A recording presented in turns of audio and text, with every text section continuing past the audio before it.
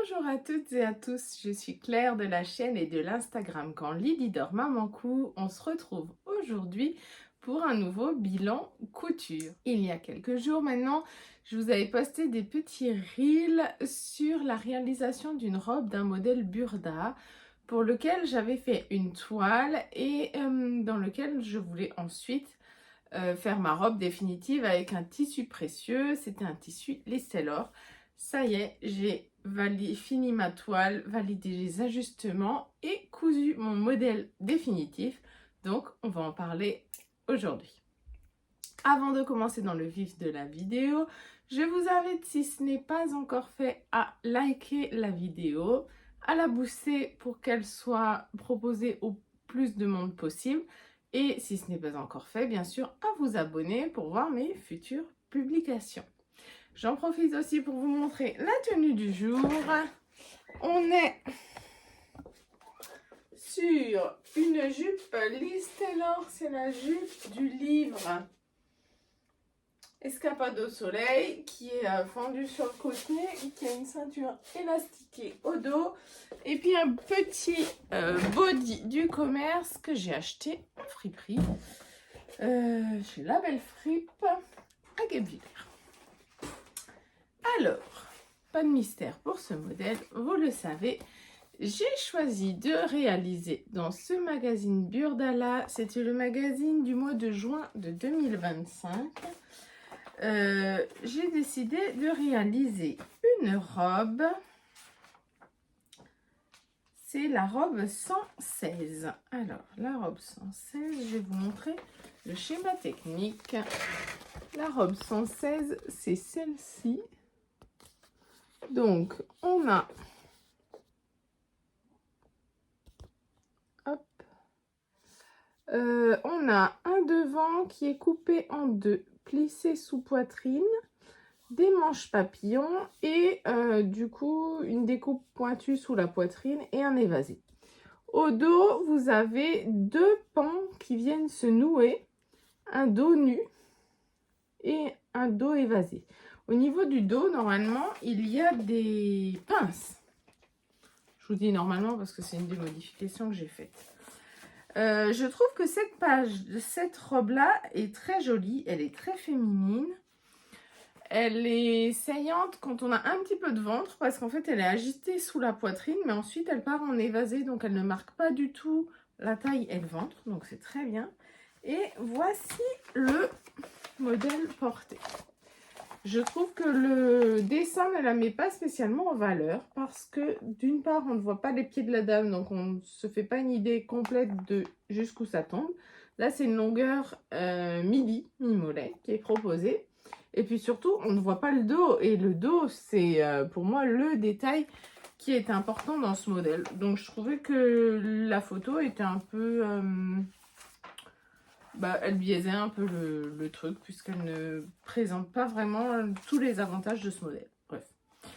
C'est un modèle qui est proposé du 34 au 44 et précise la longueur sous la taille qui est de 84 cm.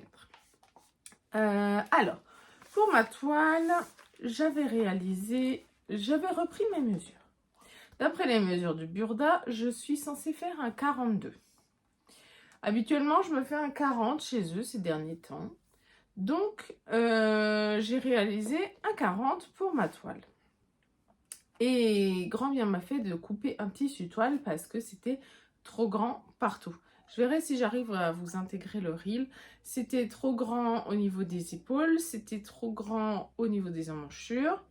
C'était trop bas au niveau du bonnet. La ligne de couture sous le sein était beaucoup trop haute. Elle ne descendait pas dessous, ça n'englobait pas la poitrine. Au niveau des pans du dos, c'était beaucoup trop grand, ça baillait. Je devais faire le nœud en prenant les deux pans et pas juste avec les bandes à nouer. Et au niveau des côtés, enfin, c'était vraiment trop grand partout.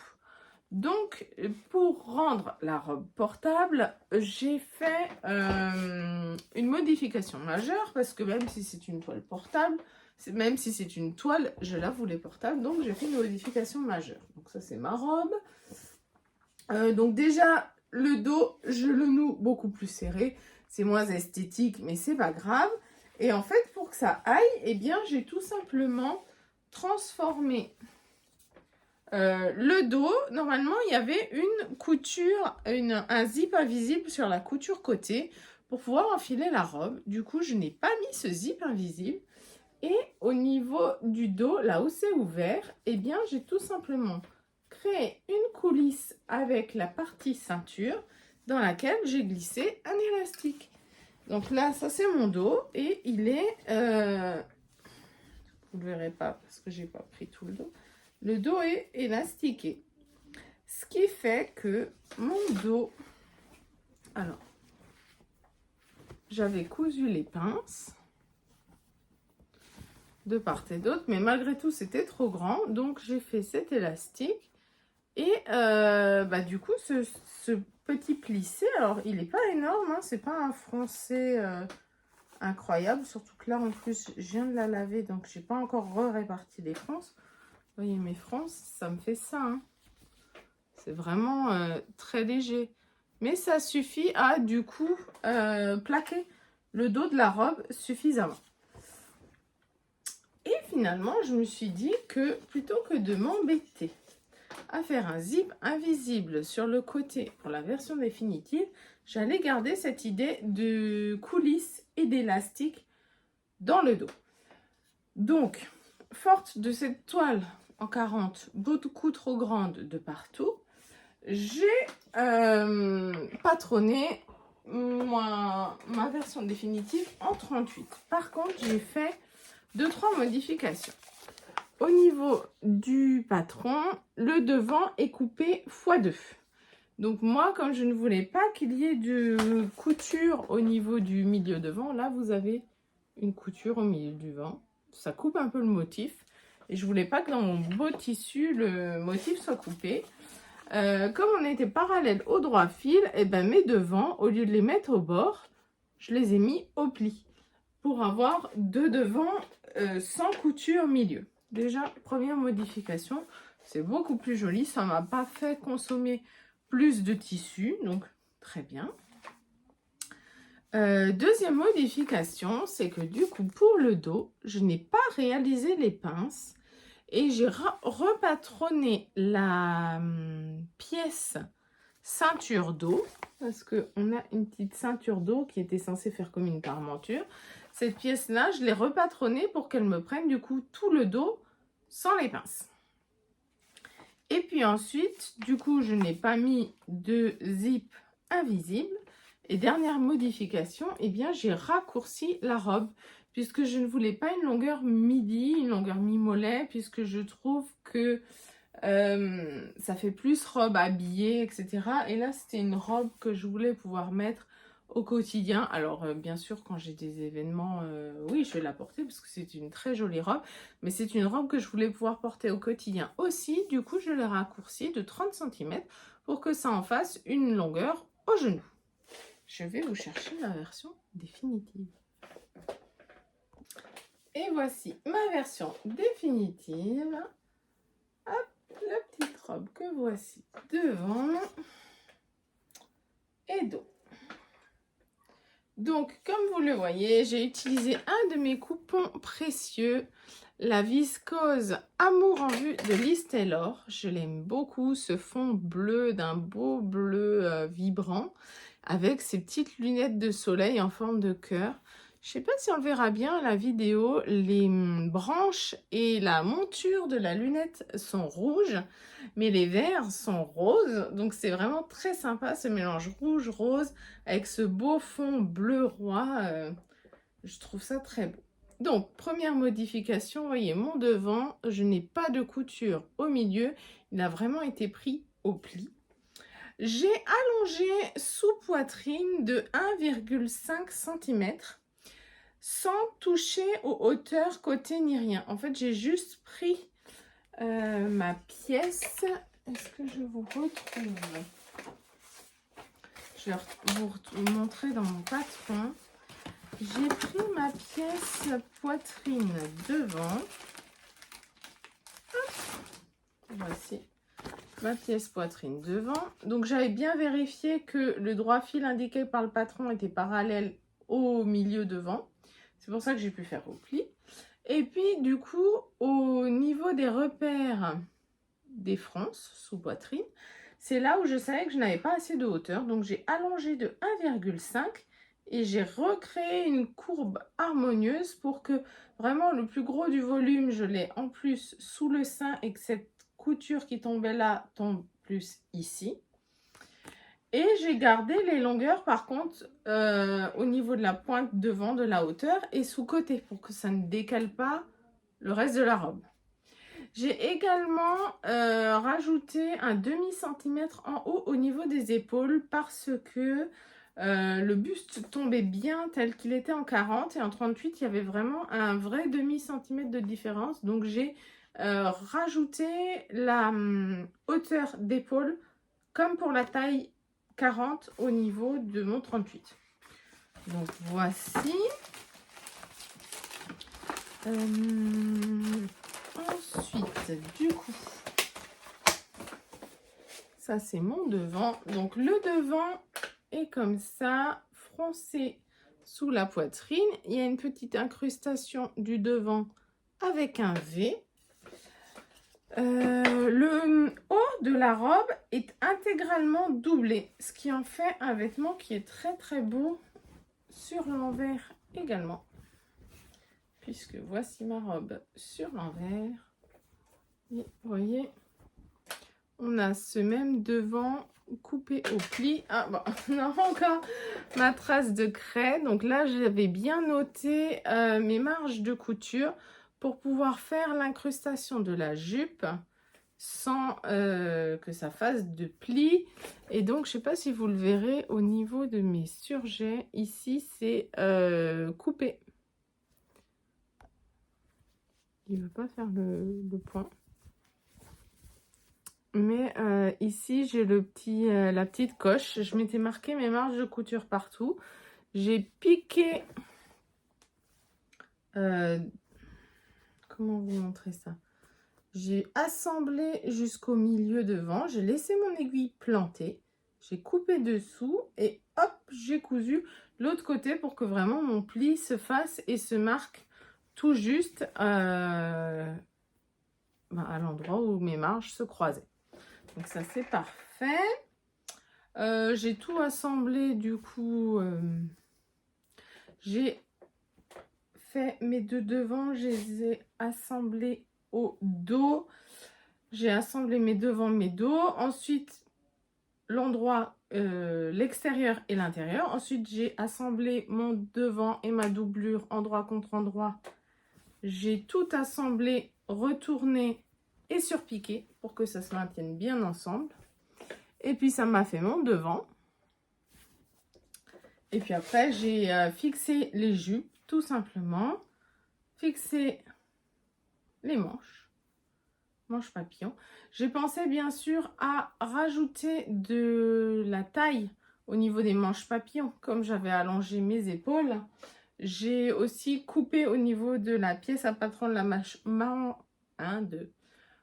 manche papillon pour pouvoir rajouter de l'ampleur. Sinon, ma manche papillon aurait été trop petite. J'aime beaucoup les manches papillons. Je trouve que ça fait un joli volume. C'est très très sympa.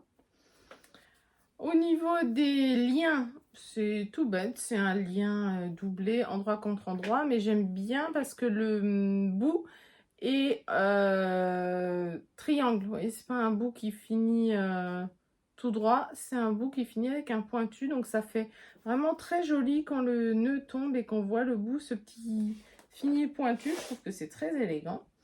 Et puis du coup, l'autre grosse modification que j'ai faite pour que du coup, je puisse enfiler ma robe comme ça et que je n'ai pas besoin de mettre de zip, c'est au niveau de la jupe dos. Je vous montre l'envers parce que c'est beaucoup plus parlant.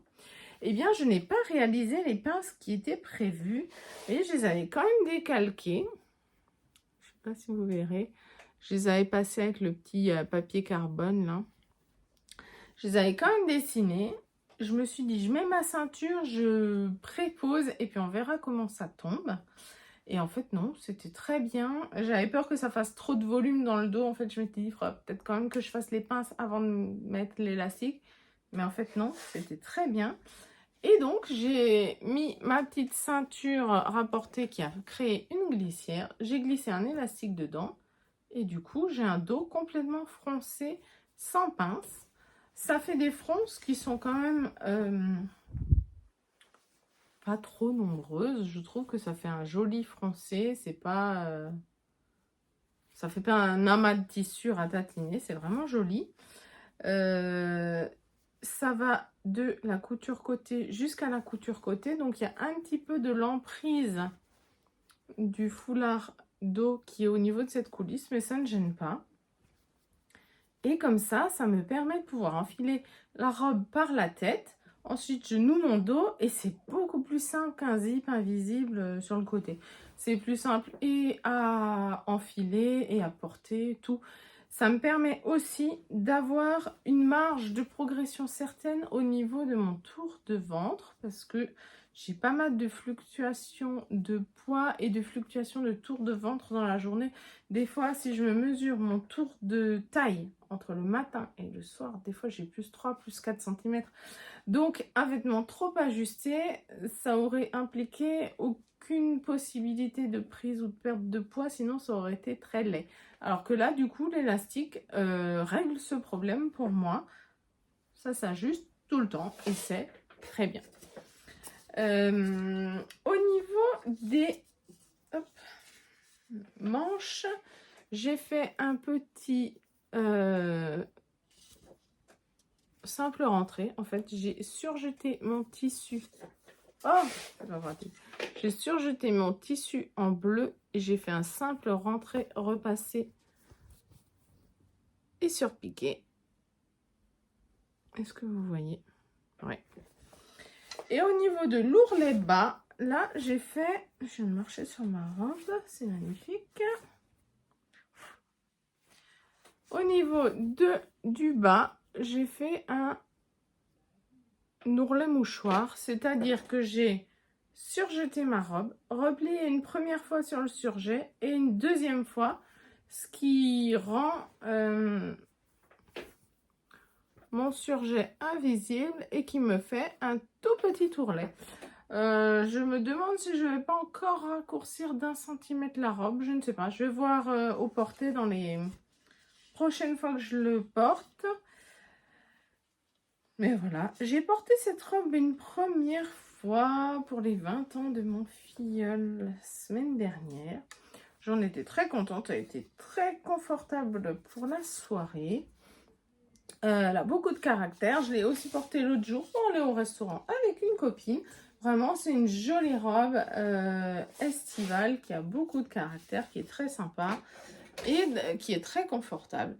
J'aime énormément ce tissu. Il est vraiment super sympa, lumineux. Je suis très contente de l'avoir enfin cousu. La seule chose, c'est que maintenant, il me reste une chute de 30 cm parce que quand j'avais commandé ce tissu l'été dernier, c'était déjà dans l'idée de me faire cette robe. Donc, je m'étais fiée au métrage de Burda et j'avais commandé le métrage exact. Le métrage de Burda est en général assez juste et j'ai raccourci ma robe de 30 cm. Donc, il me reste 30 cm. Et là, je n'ai aucune idée de ce que je peux faire de ces 30 cm de tissu. Alors, quand on connaît le coût des tissus Listelor à 25 € le mètre, 30 cm, j'aimerais bien faire quelque chose. Mais je ne sais pas quoi. Je déteste coudre les accessoires. Les vêtements, rentrer quelque chose en 30 cm, ça me paraît un peu compliqué. Donc, si jamais vous avez une idée, n'hésitez pas, dites-le moi.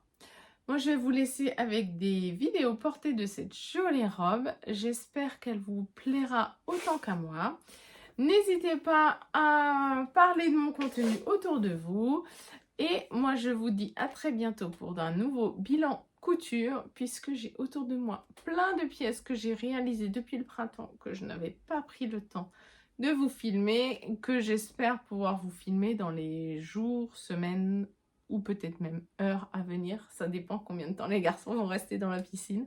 J'espère que vous les avez pas trop entendus et que ça vous aura pas trop dérangé au niveau audition. Je vous souhaite une bonne journée et je vous dis à bientôt. Salut!